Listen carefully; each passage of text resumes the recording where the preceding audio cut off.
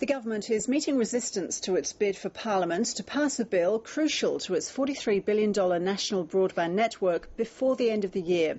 Crossbench senators are in a standoff over access to NBN's business plan, and that could mean the legislation doesn't get passed by Thursday night when Parliament starts its long summer break. From Canberra, George Roberts reports. Fresh back from Europe, and the government's landed a key deal with the Greens on the National Broadband Network. Given that we're proposing to transfer $11 billion to Telstra for its wholesale assets to bring the network back into public hands, we think it would have been a serious mistake to then be automatically privatising it again in 12 or 13 years' time. The Greens have agreed to vote for the government's split of Telstra's retail and wholesale arms, as long as any moves to privatise the NBN are subject to a joint inquiry overseen by the Productivity Commission and passed by Parliament.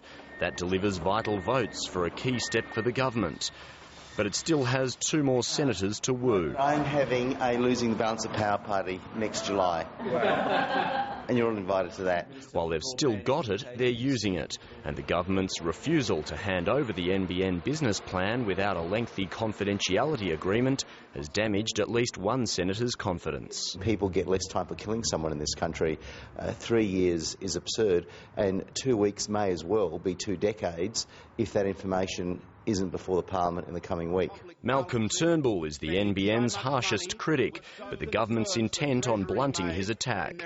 It's making the most of revelations he has a multi-million-dollar interest in, and his wife is a director of, a company that stands to gain from the fibre network. This just proves that in his heart of hearts, he believes in the NBN so much that he's put a $10 million bet on it. His argument actually is of no benefit. It's the complete opposite to the company that he's got an investment in. There's just 3.5 days left for political one-upmanship. Broadband and health are the priorities for the government, but time's running out and the year's last sitting week is cramped for space. The Coalition and the Greens have an agenda too, pushing bills in both houses to bring the big banks under control. George Roberts, ABC News, Canberra.